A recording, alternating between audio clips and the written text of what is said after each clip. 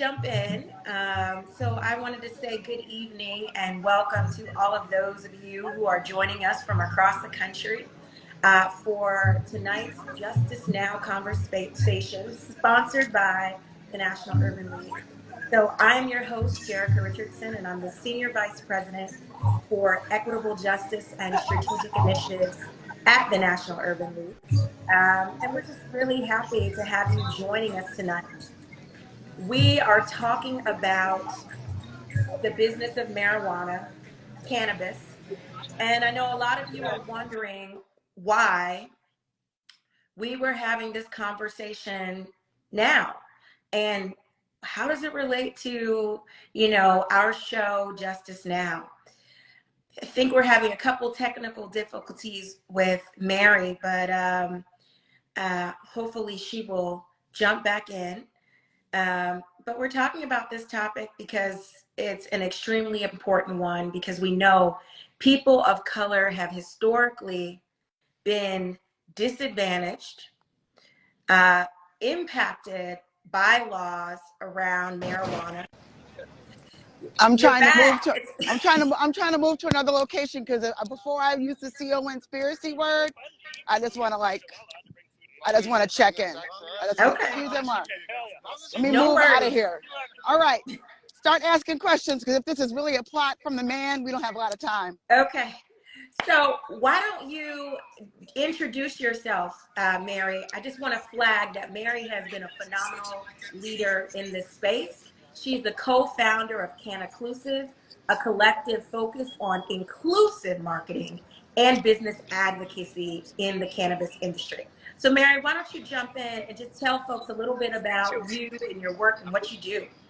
Yes, and I hope we're okay. I'm also talking about this by police and a sergeant. Let's see what happens. Anyway, so I've been in this space fully since 2017.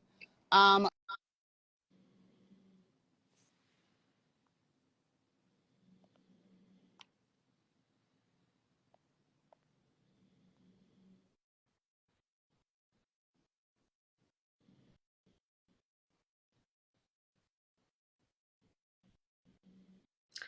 All right.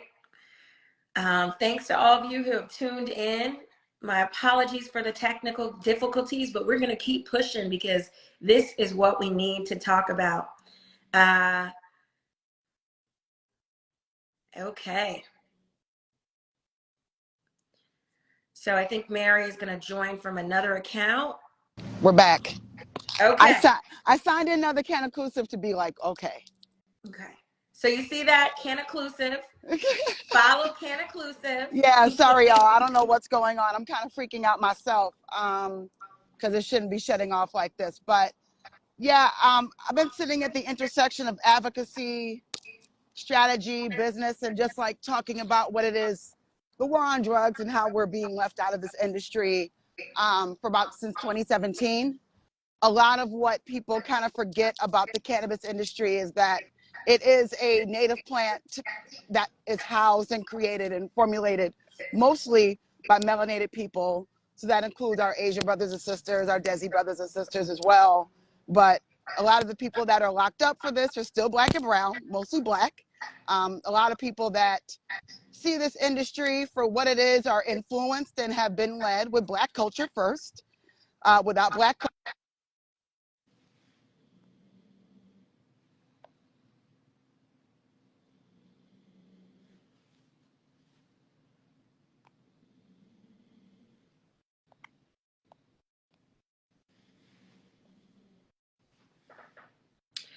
Wow is right, Mary. I don't know what is happening. Folks don't want us to have this conversation tonight, but we're going to keep trying. We're going to keep trying to. All right, let's see if we can get you back on. so I think IG Live might be broken. This is happening pretty often. Okay. It's not my reception. We're gonna see what happens, but I'm still here, but I have no idea why this is happening like this. And so in most cases, there's a lot of things that are happening when like people like our accounts are like speaking out about these issues. I hope we're not flagged, because normally this is a sign that we're flagged. But, talking about the real sharecropping 3.0 that's happening in the space, where you Mm. have people that are getting really bad equity deals, really bad offers from companies. You have companies coming in and tokenizing Black people that get licenses. They don't know what they're really giving up. They might not be fully aware, not even well capitalized to do said options in the industry, because it's a very cash heavy business. Um, and you still have businesses that are Black and brown that have been operating for 3, 5, 10.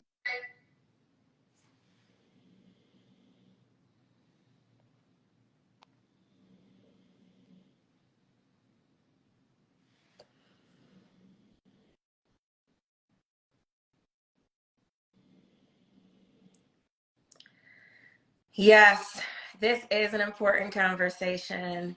And I just want to thank you all who are hanging on with us. Um, and if we can't get it to work, we will definitely do it again. But I'm going to give it one more shot. I have no idea what's happening. I'm now, yeah, I think it's IG Live. So everybody, this is going to happen the entire time. Yeah, Yeah. this isn't normal. And so I think a lot of our community just are seeing that it's legalized. They don't know the way for their church to be able to benefit from taxation. They don't know how to identify partners to where these tax revenues go back to our communities that have been harmed by the war on drugs. We're still losing the war on drugs um, in general. And so, you see more and more dollars, whether they're inflated or not, going towards a space that doesn't really cater or understand the issues that white supremacy and racism have bled into policy and have Mm-hmm. bled into business in general. And so, from the mainstreaming the conversation piece, we need to have conversations with like your NAACP, your Urban League. We need to go through and get through the lie of the war on drugs and the real tea behind cannabis being medicine, and really start evaluating our relationship to a lot of the things and propaganda that we've been fed, because a lot of that has been removed in this space. And meanwhile, we're still yelling and screaming about, well, the war on drugs did this to my community, and we're not asking for things to be adjusted for that to happen. And you have businesses that operate in these equity spaces that still can't stay capitalized. You have really Mm-hmm. bad, you have taxation that can be between 20 and 30% on a product. Why would I go into a store if I can go get it locally? Why would I, and the value of that changes as well, because a lot of product that we're seeing and experiencing for those that are utilizing substances is that now we have product that's being laced with fentanyl, that's being sold on the street. We have it in a lot of the drug supply, even medication. And so then Mm-hmm. you have people that are risking, it's Russian roulette when you're buying locally at this point as well. And I've even had situations where I tell local pharmacists, hey, what you're getting may or may not be legit. And I can even look at a certain type of like flower and cultivar and tell where it's actually coming from. So I don't think that we're aware of the dynamics that are at play here outside of like, this is just a green rush. It's not really a green rush. It's a few companies that are white owned making money. And it's a lot of Black and brown people that are seeing celebrities getting their deals and athletes getting their deals, but we don't have any of that money going back into communities that have been dealt with the war on drugs the worst. And that is the church community, that is the school system, that is families, that is a lot of programs that have been made to be a band-aid over the giant gap of what it is to be Black, mostly due to like incarceration, lack of reparation, and lack of reparative justice, so that Mm-hmm. we are part of this like wave of benefactors from this industry. And unfortunately, the more that we say, I'm just going to wait till someone else does it, no one else operates like that in corporate America. They sure don't. So I can go on for hours about how problematic that is. Mm-hmm. And it scares me at this point, because I feel like I have a lot of people that see states like New York going legal, and they're like, well, I can do whatever I want. And I'm like, depending upon who the mayor is, you might be looking at some recriminalization going on. Like, you have to Yeah. be really, really mindful about what you're operating at and what we need to do to make this a space where we can equitably play and also equitably have access. Because Yeah. cannabis has done wonders for my health, and I know it can do wonders for others as well. Mary, you're right. We could go on and on because this issue is so deep and it has so much importance to our community. I do want to lift up what you pointed out earlier, which is the equity issue and how everyone is characterizing it as this green rush. But if you really look at the numbers, my staff pointed out to me that Black Americans represent 14% of the national population, but only 2% of all cannabis company owners. I mean, how do you make sense of that? I mean, you talked about all the underlying factors that have made us disadvantaged and have really harmed our communities. Now that everybody is flipping the script and looking at cannabis legalization, you know, and it's sweeping across the states from a profit standpoint, what can folks that want to get involved do? Because we can talk about everything that's wrong with the system, but I'm sure there are a lot of folks tuned in that are interested in engaging and in getting involved in the industry, uh, and would love to hear from you about how they can go about doing that. A lot of industries that we don't pay attention to, but we consume from, are compromised of numbers that are in the single digits in terms of our representation. Tech, manufacturing, Mm-hmm. um, athletics and music are different. There's a lot of nuance behind that, but I'll save that for another live. Um, and, you know, rest in peace to Greg Tate, who always provided a very big analysis on hip hop culture and analysis by saying things to the degree of, you know, the culture takes everything but the burden of being Black in order to like become profitable from it. And so when you talk about that here, um, it's the same thing. If I were to look at the real numbers of how many people look like me or are of me in this space or any space I've worked in, I would Mm-hmm. I would be devastated because it's always going to be that number. We're always going to have that. I think that the fact that we're not aiming to change that collectively is something I'm no longer waiting for. Like, I can't wait for you to get on. Like, I was screaming like Chicken Little for years about this, and I'm past that point. I'm at the point where, like, who wants to go and who wants to get on this? Because if you're not seeing your opportunity, me talking to you about it after the way that the world has shifted into being more open about this and psychedelics due to the pandemic, I don't know what to tell you, but this is a real item where states' bottom lines were greatly improved and sustained because of a cannabis industry, which was deemed an essential business in the nation in different states. And that wasn't happening for restaurants. That wasn't happening for gyms, you Yeah. know? 95% of the US population actually lives in a state that allows some kind of marijuana activity. You know, some is Right. medicinal, some is all the way wide open, in their varying levels. But I think you'd be hard pressed for anyone that's tuning in to say that they're in a place where there is not some part of the industry that is operating right now. Um, and you know, I think we need to take that into account, especially as we continue to see more and more states legalizing marijuana. I guess the big question out there for me is, what's going on with the federal government? What's going on uh, with regulation to make it legal across the country? I mean, what are your thoughts on that? Federally, conversations have been happening. They're still happening. Right now, right now there's interest around supporting the Safe Banking Act, which would allow for cannabis banking to exist in federal level where people can store their money and, you know, receive loans and grants through the federal banking system. Like there's more layers to that. And there is a call for support around that. I do want to be honest in saying that I am not in support of the current way that the SAFE Act is written. Therefore, I will not be supporting that bill. Because if we know anything about how Black folks are marginalized through banking already, whether it comes to even just asking for money to buy a home, and also being told that our home isn't worth the amount of money that we've put into it down the road as Hello. clients, all right?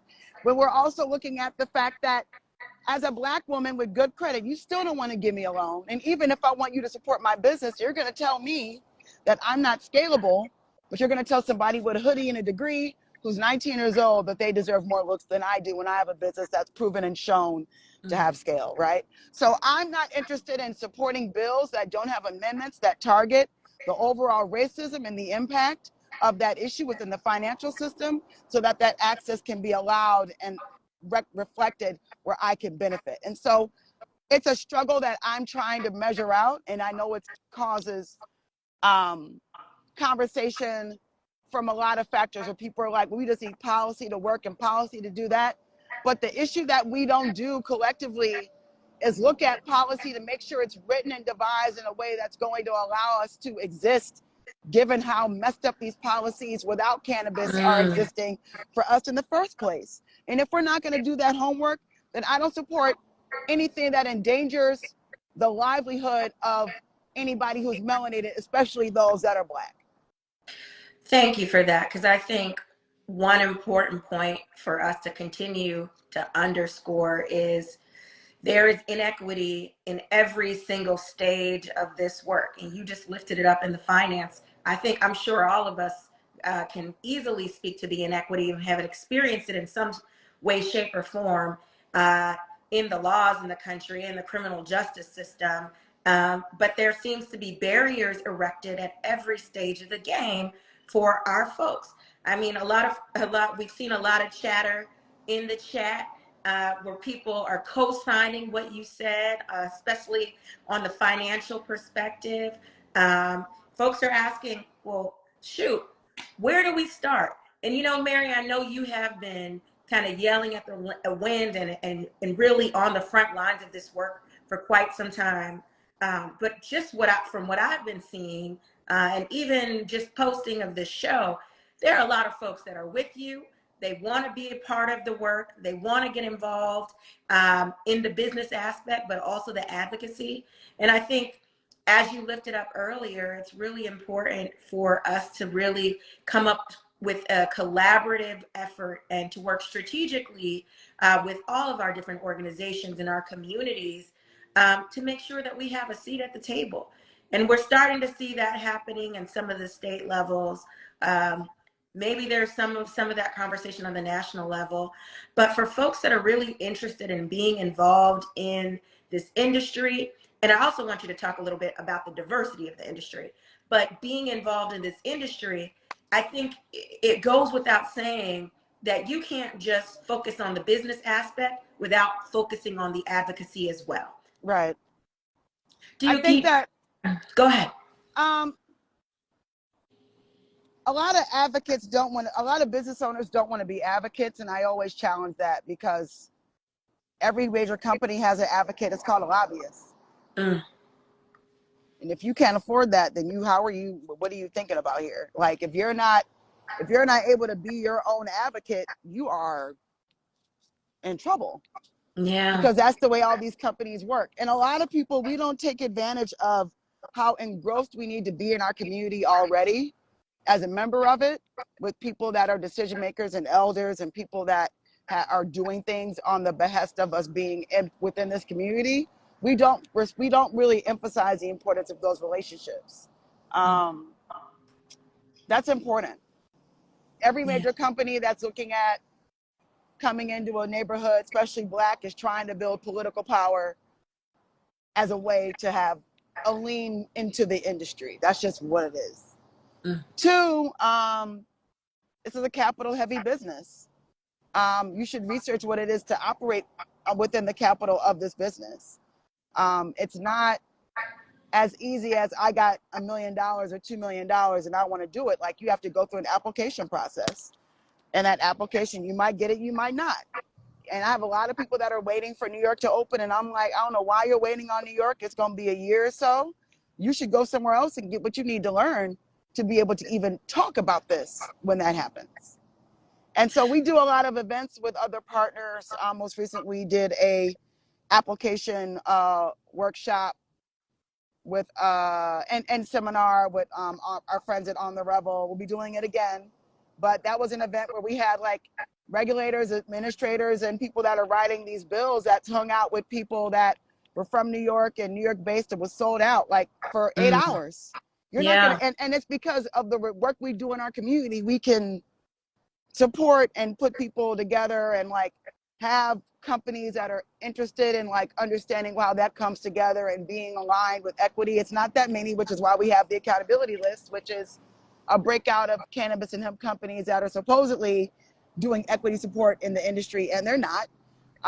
And so with our accountability list awards, we'll be able to kind of like call that out way more so that we can have people that are grossly aware of the different type of companies they should be spending their money with versus these companies that might be working against them in their own neighborhood, or just like sharecropping equity folks and sharecropping bad deals and never ever Mm, following up with them. Like it happens a lot. And so there's already California companies that are looking at coming into New York where we live and trying to find their golden Negroes and making that a thing. Like, it's a real thing.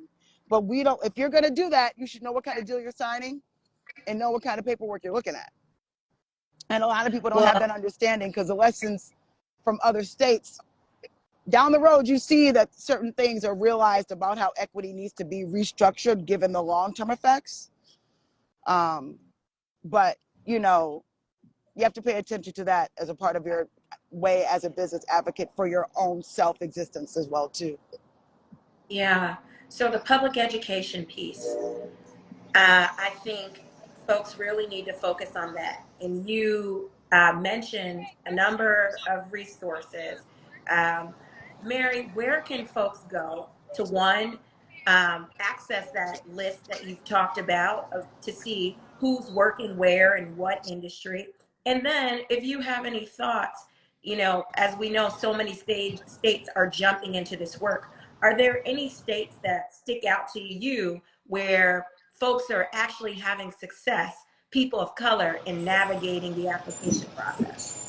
You can find the accountability list by following at cannaclusive.com. You can go to our link in bio, it'll show up.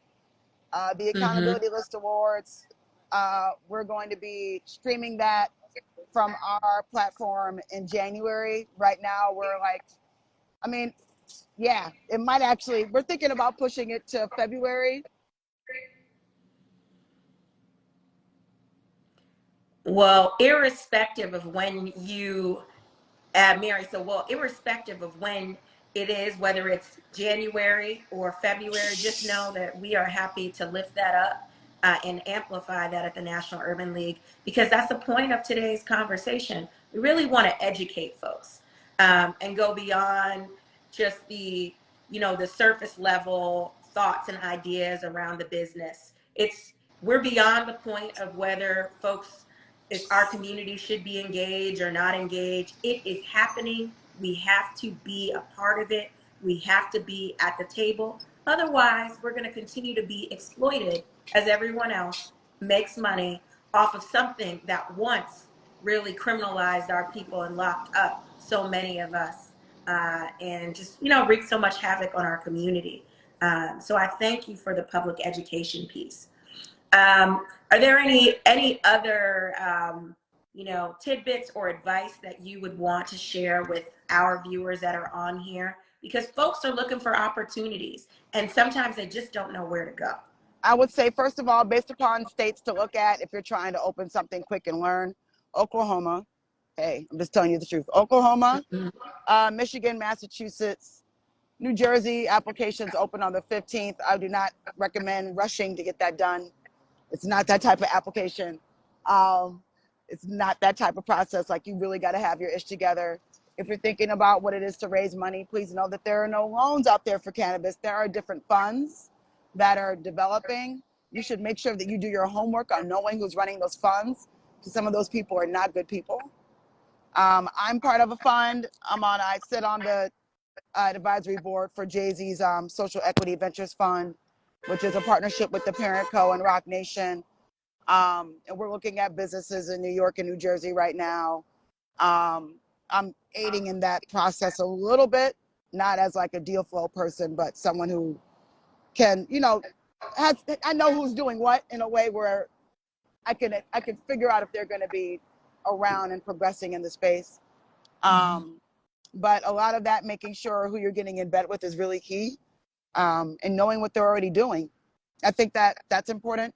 I think that raising money and raising capital from a level of being in the space, it shouldn't be a matter of, thinking it's easy, because it's not. There are white folks in this business that lose their shirts every day. It is not that easy. So don't think of it that way. Like, it's still a hard industry. As someone who's has equity in a farm and CBD business, that business has expanded greatly for everybody else. But when you're a small producer, it's hard to keep up. Or it's just something where CBD, now the THC is legal in certain places, it doesn't have as much need anymore. And so you have like the rise and slow down of that. You have like the evolvement of adaptogens and mushrooms. You have the next level conversations of psychedelics. You have a lot of the conversation around like different plant medicines along the way that are still part of this journey. But when it comes to cannabis, it's still going to be a business where like everyone's turning this into a commodity, whether we like it or not. The medical value and the health values, to me, are the biggest thing that Black and brown people miss out on. I think we miss out on understanding the science of cannabidiol, the science of what it means to even understand minor cannabinoids and how they can come together with our bodies. Thinking So can about I all of stop it. you right there? Yes. Can I stop you right there? Because you're right. So many of us are focusing just on the overarching, piece of cannabis legalization. And we know the medical piece has actually kind of preceded a lot of that. Can you break down for us, what some of the benefits are, but really kind of broaden our view of how we're looking at this industry, and talk a little bit more about the medical piece? Yeah. For the medical piece, a lot of pharmaceutical companies are already doing like cannabis research in a lot of different countries and with colleges here in the U.S. For the medical piece, a lot of understanding the science behind THC and CBD and how it interacts with our bodies. The endocannabinoid system, which what it means for understanding your CB1 receptor, your CB2 receptor, how your brain and how your body absorbs the plant is really crucial. I'm someone that has Crohn's disease, which is an area that affects the intestine. And so a lot of my like therapy involves like utilizing the plant along with like I take one medicine versus like the over 20 medicines I used to have to take when I wasn't utilizing any cannabis within this way. And so like it could be me doing something where, I'm always a big fan of trying different form factors. It's not just about like smoking. There's like edibles, there's anal suppositories, there's nasal sprays, there's vaginal suppositories, there's ingestion through your belly button.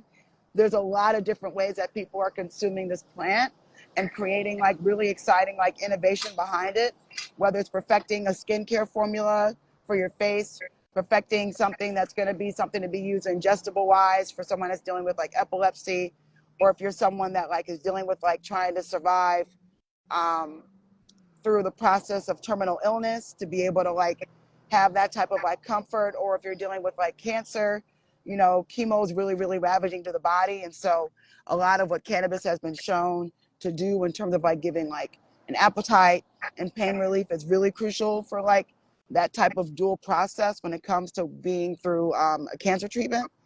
I could go down the line with a lot of different ways outside of just like anxiety and like breathing through things, that cannabis is like utilizable, and we miss out on those opportunities because of the stigma behind the war on drugs. Yeah, I mean, I think it was really helpful to talk about it, because when people, even if they're thinking of medicinal use, are not probably thinking about it in as many diverse ways as you listed. And then also when people talk about it from a health standpoint, there's a concern around smoking and if there are any effects of that. So you really laying out all the different ways that one could consume marijuana. I mean, what our people really understand is there need to be options. There need to be options in distribution. There need to be options and opportunities to engage in the industry. Yes, you could have a farm. Yes, you could have a dispensary, but you could also do marketing and advocacy like you Yeah. have been doing.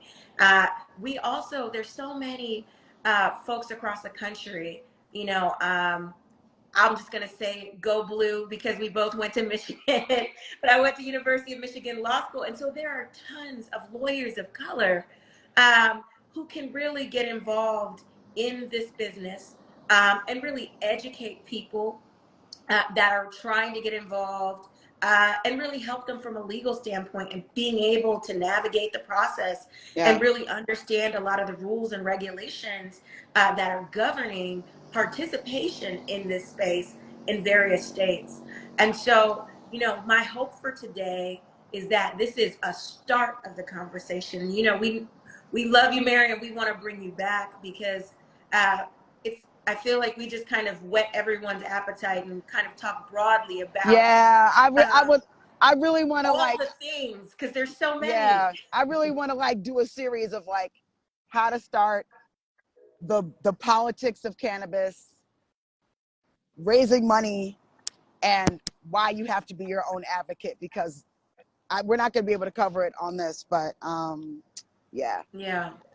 Well, thank you for helping us really introduce the topic. We've talked about marijuana legalization before, but we've never really dove deep into the actual business side of this. And I want to make sure our folks don't continue to be left out. Uh, Right. there is money on the table, there is opportunity on the table, and quite frankly, they're being engaged in this work and learning more about it in the public education aspect. There are folks out there that are suffering from all kinds of Yes. ailments that do Yes. not know that they have the opportunity to really, you know, help their, you know, some of their medical challenges with cannabis in a medicinal way. And so we need to kind of educate, we do need to educate and continue to have this conversation so that when we're talking about cannabis, it's not foreign to folks. We want people to get it. I think there are a lot of folks interested in getting in the industry. I think there's a lot of folks that are interested in advocacy. I think there are a lot of folks that want to be at the table for regulation from a policy standpoint.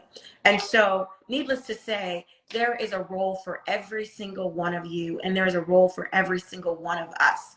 Uh, and we look forward to continuing this conversation and to continuing to work with the phenomenal Mary Pryor, who has been our sojourner truth, quite frankly, in this space, because there is not a state I can go to. I just saw you in Atlanta, Mary. There is not a place in this country I can go to and not run into Mary Pryor. She is everywhere.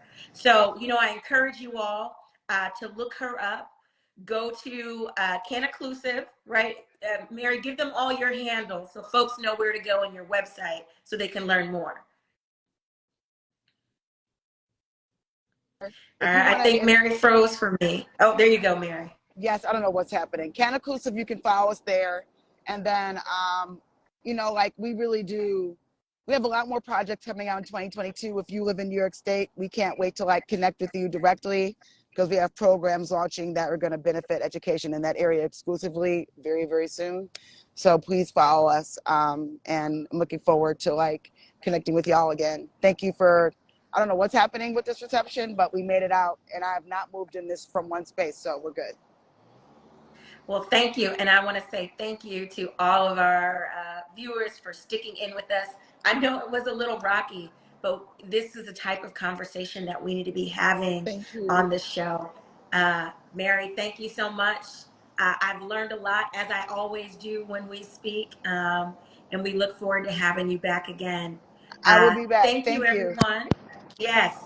And remember, the time for justice is always now. We'll see you next time. Absolutely. Bye, y'all. Bye bye.